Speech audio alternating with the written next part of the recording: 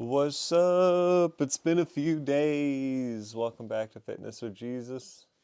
I'm Cole Miller, and let's talk about some hip stuff again. Dude, there's so much stuff you can do for the hips. This one's kind of a combination of joint mobilization and strengthening, and a little bit of stretching. So, joint mobilization is kind of where you free the joint space up. Say this is your femur. It's a ball and socket joint. So this is the head of it. And it goes into your hip like this. If it gets real tight, it can like grind. Muscles can and tendons can slide in there and pinch. You can like tweak a labrum. It can it can be messed up and thrown off because of your low back a lot of times. There's so many different reasons why your hip can hurt. So the first thing we're going to do is show a joint mobilization that I really like. This one helps me. You get a thick band. You will need a thick band. And loop it around the door frame. You just kind of like run it through and then like do the little loop-de-loop where you, yeah, okay. Then you'll step through on the side that is painful and bring it all the way up into like the groin area and then get a good bit of tension on it. And then open, close, open, close. If you don't have a great door frame, you might need to do it on like something sturdy. Lean forward, get a good stretch. So I'll show you from like right here so you can see the band is all the way up in here. You can almost not even see it. And what this is doing is it's literally pulling it like this, so I'm loosening the space if it's super tight. So I'll go at this angle so you can see it from the outside. And then I go in and out, and I try and keep my foot flat. I get a good stretch out, and then I get a good push in. And I do that a few times on both sides. That one is fantastic for just loosening up the joint space, because sometimes you have to just loosen it up to get it moving properly how you're supposed to. And if you don't have good range of motion, you don't have good power. And you know what the Bible says about good hip power? Well, nothing in particular, but in Judges 15, this is talking about Samson, and it says in verse 8, and he smote them hip and thigh with a great slaughter, and he went down and dwelt in the top of the rock of Etham. And he was fighting the Philistines and stuff. And like they talked to him, like, and they're like, "What'd you do?" And he's like, "I only did what they were doing to us, so I just did it back," which, obviously isn't always good. Samson had some personal challenges, but he was very strong, and the strongest person in the Bible. Well, like physically, aside from like Jesus or something like. But smiting someone with just your leg strength is crazy. He just kicked him. He obliterated him with kicks, and you got to have good hips to have good kicks. Um, Even though I don't recommend, doing that to someone. Yeah, that's interesting to think about. So, something to know is that a lot of your power comes from your hips. It connects your torso to your legs, and your legs are more thick muscular than obviously your arms or something, so you're going to have way more power. So now that you get them loose, with that joint band mobilization, put a band around your knees, like so, like so. Yay! You're gonna lay on your side. You're gonna bend your legs so I'm straight. I bend my knees. I go up. I lift, and I hold. You can do holds. You can go through. I like the holds for stabilization. Keep that hip up. If you seem to be slacking like this, it's not doing it. You gotta keep it up. 3 sets of 30 seconds or so. Obviously on both sides. That's gonna hit right here in that glute medius. Glute medius.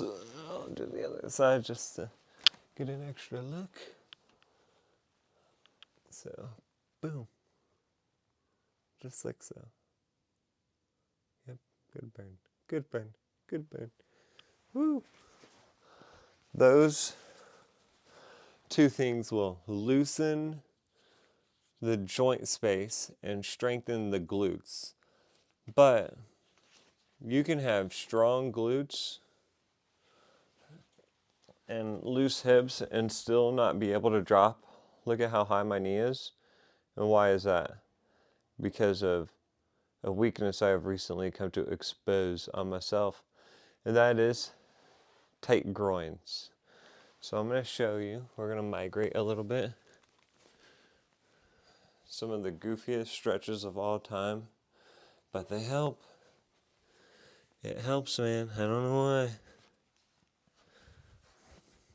So if you lay like so. So the reason why I like doing it this way and not just do this on the ground is because when I sit flat on the ground, my back rolls under like that and then stretch and low back. But if I keep it flat here, then you get your butt as close as you can to the wall, and then you wide. You feel a groin stretch. I feel it from the beginning, literally all the way down to in my knees, because your groin inserts or originates at your hips, depending on which muscle it is. And depending on which muscle it is, will connect into your pes anserine right here. One hamstring muscle does, and then 2 groin muscles. Your gracilis, your sartorius, I think, and your semitendinosus. Or membranosus, one of the hamstring muscles. I have to double check on which one. But 3 of them cross right there. So if those are tight, you're not going to be able to do those things. Oh, whew, it's an intense stretch for me personally. Then I like to go down to the butterfly. I felt a pop in a good way. Just a gentle stretch on the first one, just kind of get me going. There's other joint mobs. I'm going to show you one more after this that I really like. But yeah, just I can feel how tight their groin is at the origin point. So I kind of like to push my hands. It's not about how far I push them, but just kind of a gentle tension on the groin, like you feel it like pulling it and opening it up a little bit. It truly does relieve. And then I go back into this one. You can do toes in, neutral, and out. See how out I clearly have more range of motion.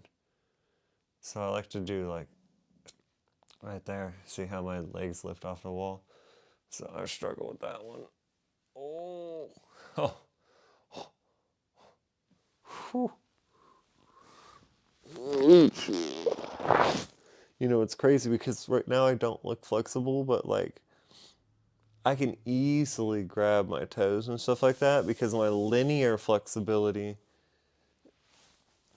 is easy.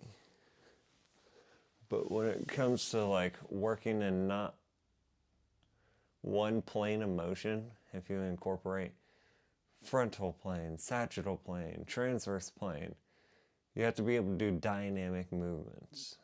So you have to have some type of stretches that work in different movements. So then I'm going back in. And you want to know what's funny about this? I'm an athletic trainer. And I have doctors and sportsmen, PT friends, strength and conditioning friends. And the one that figured out and helped me with it the most had the lowest degree. So just believe that just because someone doesn't have the degree, they don't know what they're talking about. But also, like, it helps. You know, I'm not, like, being educated is good. But I'm just saying that you don't have to be a doctor to know the right thing. Because I had some doctors that were like, dude, I don't know, man. You need an MRI. Once I started doing these, though, like, my life started changing. I am going to go to a doctor for my hips, though, because I do still think I need an MRI, but that's neither here nor there. I get that good stretch. I come out of it. And when I come out of that, like, honestly, pretty sore. Like, right in here. Oh. Whew. That feels like a whole workout for me, not gonna lie. It shouldn't, but it does for me in particular. Alright, so now we're gonna grab this band again, but the next thing we're gonna do is say, long as I got King Jesus, whoa, whoa, whoa. Wrap it around your foot, and all you do is you slide it out until there's nice tension, and it's pulling you, and then you just relax. And you should feel it right in your hip area, just kind of like a space.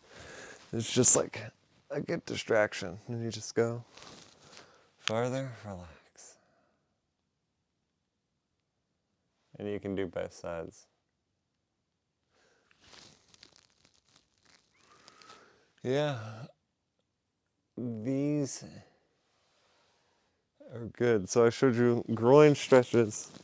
I showed you hip mobilization stretches. And then I've showed you hip strengthening, which is important because you need to have pain-free range of motion and strength. Ideally pain-free. Well, those are some of my favorites. I wanted to go to a gym and show y'all, but I kept forgetting to record at the gym. So I was like, you know what? I'm just going to do it here. And that's why there wasn't a video for like 4 days. It's like, where'd I go? I want to be consistent. But anyways, God bless. And remember, have strong hips like Samson. Not to like destroy people with them though, because that's maybe not the best thing to do. But you do want good hips for like friendly competition, because you know what? You could be a good athlete or something, and then win and be like, praise Jesus Christ, you know, or and then drop a favorite Bible verse or something. Or just, you know, be in good shape and be a good witness. There's so many good reasons to have good hips. Yeah. So, y'all have a blessed one. I'll see you on the next one. I wonder what we're going to do. I'm just kind of flying by the seat of my pants, like whatever topic I think of, I'd do it. I pray about it, though. I'm like, God, please help me. I need as many topics. So you see how that's looped through here, though? Like you just loop it through the door frame. And then you, voila. Yes. Ooh, okay. There's so many things we could do. It's getting nice out too, so we'll start moving to the park soon. God bless y'all. See you on the next one. Same bat time, same bat channel, except we don't have a definitive bat time and it's not a bat channel.